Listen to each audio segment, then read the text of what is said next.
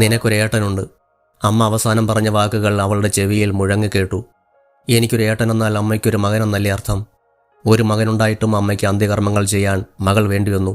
പുത്രൻ എന്ന പദത്തിൻ്റെ അർത്ഥം പോലും അറിയാത്തവൻ. പും എന്ന നരകത്തിൽ വീഴാതെ ത്രാണനം ചെയ്യുന്നവനാണത്രേ പുത്രൻ. പെറ്റ് വളർത്തിയിട്ടും യോഗമില്ലാത്ത അമ്മ. അന്ന് അച്ഛനെക്കുറിച്ച് പറയുമ്പോഴൊന്നും അമ്മ പറഞ്ഞില്ല മകനെക്കുറിച്ച്. അച്ഛൻ അമ്മയെ പടിയിറക്കി വിടുമ്പോൾ കണ്ട് രസിച്ചവനാകും ആ മകൻ. രസിക്കട്ടെ, അച്ഛനും മകനും രസിക്കട്ടെ. നന്നായി അവർ ആരാണെന്ന് അമ്മ പറയാതിരുന്നത്. എന്നെങ്കിലും എവിടെയെങ്കിലും വെച്ച് നേർക്ക് നേരെ കണ്ടാലും തിരിച്ചറിയില്ലല്ലോ. പരിചയപ്പെടുത്തി തരാനുള്ള ആൾ പോയി കഴിഞ്ഞില്ലേ? അല്ലെങ്കിലും താൻ ഇനി അവരെയൊന്നും കാണാനും പോകുന്നില്ല. ഒരാഴ്ചയ്ക്കുള്ളിൽ താൻ അമ്മയുടെ അടുത്തേക്ക് തന്നെ പോകും.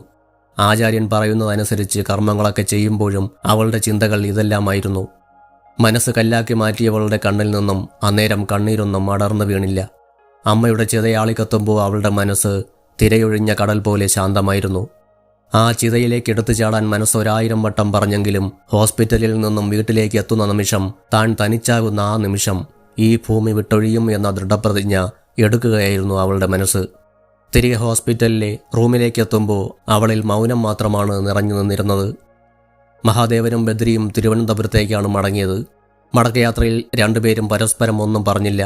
ഗേറ്റിലെത്തി ഹോണടിച്ചതും സെക്യൂരിറ്റി വന്ന് ഗേറ്റ് തുറന്നു കൊടുത്തു. കാർ പോർച്ചിൽ കാർ നിർത്തി ഇറങ്ങുമ്പോഴേക്കും രാമേട്ടൻ പൂമുഖവാതിൽ തുറന്നു കഴിഞ്ഞിരുന്നു. ആടിയാടി റൂമിനുള്ളിലേക്ക് കയറി പോകുന്നയാളെ രാമേട്ടൻ നോക്കി നിന്നു. കുഞ്ഞെ കഴിക്കാൻ എടുത്തു വയ്ക്കട്ടെ? രാമേട്ടൻ ബദ്രിയുടെ നേർക്ക് തിരിഞ്ഞു. ഒന്നും വേണ്ട, രാമേട്ടൻ വാതിലടച്ച് കിടന്നോളൂ. എനിക്കൊന്ന് കുളിക്കണം, അതിനുശേഷം ഞാനും കിടക്കും.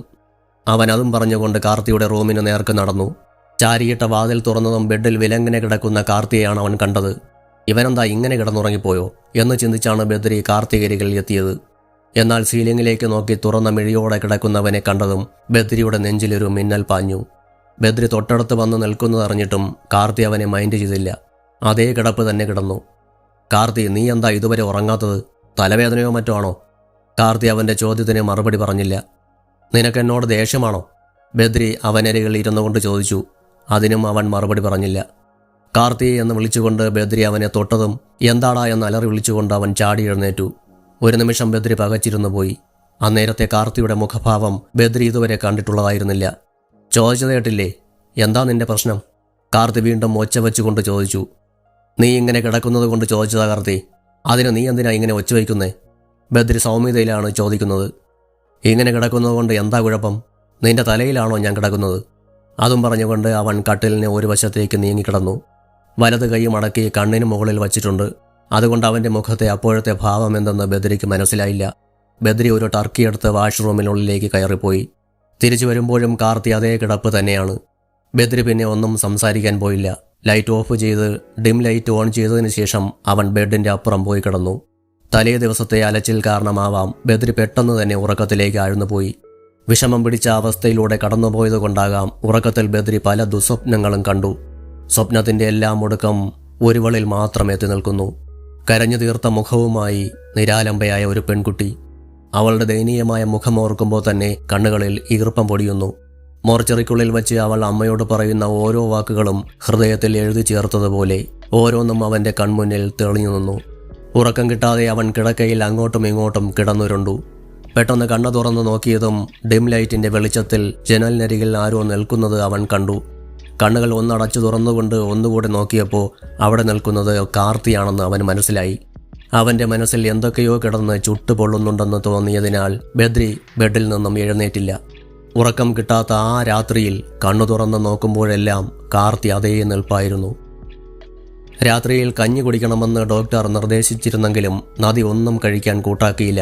രേണു പലവട്ടം നിർബന്ധിച്ചിട്ടും അതിന് ഫലം കണ്ടില്ല. ഇനി നിർബന്ധിക്കേണ്ടെന്ന് സത്യപ്രതാപൻ പറഞ്ഞതോടെ രേണുവും ആ ഉദ്യമത്തിൽ നിന്നും പിന്മാറി. രേണു എന്തു ചോദിച്ചാലും അതിന് മറുപടിയൊന്നും പറയാത്ത അവസ്ഥയാണ് നദിയുടേത്. രേണുവിനെ അവളോട് എന്തൊക്കെയോ ചോദിക്കണമെന്നുണ്ട്.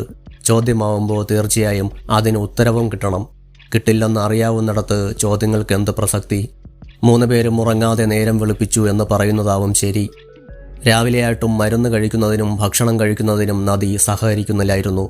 അതോടെ സത്യപ്രതാപൻ അവൾക്കരികിലേക്ക് വന്നിരുന്നു. എനിക്ക് മോളോട് കുറച്ച് കാര്യങ്ങൾ സംസാരിക്കാനുണ്ട്. താൻ കിടക്കുന്ന കട്ടിലിനോട് ചേർന്ന് ഒരു കസേരയിലിരിക്കുന്ന സത്യപ്രതാപനെ നദി ഒന്ന് നോക്കി. ഞാൻ ആരാണെന്ന് അറിയാമോ മോക്ക്? ആ നിൽക്കുന്നവൾ ആരാണെന്ന് മോക്കറിയാമോ? അവൾ സത്യപ്രതാപനെയും കുറച്ച് നീങ്ങി നിൽക്കുന്ന രേണുവിനെയും മാറി മാറി നോക്കി. അറിയാമെന്നോ അറിയില്ലെന്നോ നദി പറഞ്ഞില്ല. എൻ്റെ പേര് സത്യപ്രതാപൻ. ആ നിൽക്കുന്നത് എൻ്റെ ഭാര്യയാണ് രേണുക. നിന്റെ അമ്മ യാമിനിയും രേണുകയും കൂട്ടുകാരായിരുന്നു. അക്കാദമിയിൽ അവർ മ്യൂസിക്കിന് ഒരുമിച്ചായിരുന്നു. രേണുവിലൂടെയാണ് യാമിയെ ഞാൻ അറിയുന്നത്. പരിചയപ്പെട്ട അന്നു മുതൽ യാമി എനിക്കൊരു സഹോദരിയായിരുന്നു. ഞാൻ അവൾക്ക് സ്വന്തം സഹോദരനുമായിരുന്നു. ആ സ്നേഹബന്ധം അവളുടെ ഉള്ളിലുള്ളതുകൊണ്ടാണല്ലോ ഒരാഴ്ച മുമ്പ് അവൾ എന്നെ തേടിയെത്തിയത്. പെട്ടെന്നൊരു പിടച്ചിലോടെ നദി മുഖമുയർത്തി അയാളെ നോക്കി. അമ്മ ഇയാളെ കാണാൻ പോയെന്നോ? എന്തിന്? അവളുടെ ഉള്ളിലെ ചോദ്യമെല്ലാം അവളുടെ കണ്ണിൽ നിന്നയാൾ വായിച്ചെടുത്തു. അമ്മ ഇയാളെ കാണാൻ പോയിരുന്നോ എന്നല്ലേ മോളിപ്പോൾ ചിന്തിച്ചത്? അമ്മ എന്നെ കാണാൻ ഞാൻ ജോലി ചെയ്യുന്ന കമ്പനിയുടെ ഓഫീസിലേക്ക് വന്നിരുന്നു. അന്ന് ഞാൻ ബാംഗ്ലൂരിൽ പോയിരിക്കുകയായിരുന്നു. പിറ്റന്നാളെ വരാൻ പറ്റൂ എന്ന് കരുതിയാണ് ബാംഗ്ലൂരിൽ പോയത്. എന്നാൽ പിറ്റന്നുള്ള ബോർഡ് മീറ്റിംഗിൽ പങ്കെടുക്കാനുള്ളതിനാൽ എനിക്ക് അന്ന് തന്നെ തിരിച്ചു വരേണ്ടി വന്നു. യാമി വന്നിട്ട് എന്നെ കാണാൻ കഴിയാത്തതിനാൽ എനിക്ക് തരാനായി ഒരു കത്ത് ഏൽപ്പിച്ചിട്ടാണ് പോയത്. അസിസ്റ്റന്റ് മാനേജർ ആ കത്ത് എനിക്ക് തന്നെങ്കിലും എനിക്കത് തുറന്നു നോക്കാൻ ടൈം കിട്ടിയില്ല. ആരെങ്കിലും വല്ല ജോലിക്കാര്യത്തിനും വന്നതായിരിക്കുമെന്ന് കരുതി പിറ്റേ ദിവസത്തെ ബോർഡ് മീറ്റിംഗിന് ശേഷം കത്ത് വായിക്കാമെന്ന് കരുതി ഞാനത് വീട്ടിലേക്ക് കൊണ്ടുപോന്നു. പിന്നീട് ആ കത്തിനെക്കുറിച്ച് ഞാനും മറന്നുപോയിരുന്നു. കഴിഞ്ഞ വെള്ളിയാഴ്ച രാത്രി ഒരു 8 മണിയോടുകൂടിയാണ് എനിക്ക് ആ കത്ത് കിട്ടിയത്. രേണുവിൻ്റെ കയ്യിൽ കിട്ടിയതും അവളത് പൊട്ടിച്ച് വായിച്ചതിനാലാണ് അന്ന് ഓഫീസിൽ വന്നത് യാമിയാണെന്ന് അറിയാൻ കഴിഞ്ഞത്. കത്തിലെ വിവരങ്ങൾ മുഴുവൻ വായിക്കാൻ ഞങ്ങൾക്ക് ടൈം കിട്ടിയില്ലായിരുന്നു. ആ കത്തിലെ അവസാനത്തെ വരികൾ മനസ്സിനെ പിടിച്ചുലയ്ക്കുന്നതായിരുന്നു. 5 ദിവസം ഞാൻ പ്രതാപേട്ടൻ്റെ വിളിക്കായി കാത്തിരിക്കും. താഴെ ഞാൻ കൊടുത്തിട്ടുള്ള ഫോൺ നമ്പർ എൻ്റെതാണ്. ഇന്നേക്ക് 5-ാം ദിവസം, അതായത് ഈ വരുന്ന വെള്ളിയാഴ്ച രാത്രി 8 മണിവരെ, ആ സമയം വരെയേ ഞാൻ കാത്തിരിക്കൂ. 8 മണി കഴിഞ്ഞാൽ ഞാനും എൻ്റെ മോളും ഈ ഭൂമിയിൽ നിന്നും യാത്രയാവും. ഇനിയൊരു മടക്കമില്ലാത്ത യാത്ര, ആർക്കും ഭാരമാവാത്ത ശല്യമാവാത്ത യാത്ര. ഇതായിരുന്നു ആ വരികൾ. പിന്നെ ഞങ്ങൾ എന്തൊക്കെയാണ് ചെയ്തതെന്ന് ഞങ്ങൾക്ക് തന്നെ അറിയില്ല കുഞ്ഞെ. യാമിനി കത്തിലെഴുതിയ ഫോൺ നമ്പറിൽ ഒത്തിരി തവണ വിളിച്ചു, കിട്ടിയില്ല. അതിൽ കൊടുത്ത അഡ്രസ്സ് പ്രകാരം ഇവിടുത്തെ പോലീസ് സ്റ്റേഷനിൽ വിളിച്ച് സഹായം അഭ്യർത്ഥിച്ചു. ഞങ്ങൾ എത്തുന്നതിന് മുമ്പേ പോലീസാണ് നിങ്ങളുടെ വീട്ടിലേക്ക് ആദ്യം എത്തിയത്. അവരാണ് നിങ്ങൾ രണ്ടുപേരെയും ഹോസ്പിറ്റലിലേക്ക് എത്തിച്ചത്. മോൾക്ക് ഞങ്ങളോട് ദേഷ്യമൊന്നും തോന്നരുത്. യാമിക്ക് അവളുടെ മകൾ സുരക്ഷിതമായ കൈകളിൽ എത്തപ്പെടണമെന്നും നല്ലൊരു ജീവിതം നയിക്കണമെന്നും ആഗ്രഹമുണ്ടായിരുന്നു. അതിനുവേണ്ടിയാണ് വല്ലായികയിലും അവൾ എന്നെ തേടിയെത്തിയത്. അവളെ കാണാൻ എനിക്കും എന്നെ കാണാൻ അവൾക്കും യോഗമില്ലാതെ പോയി.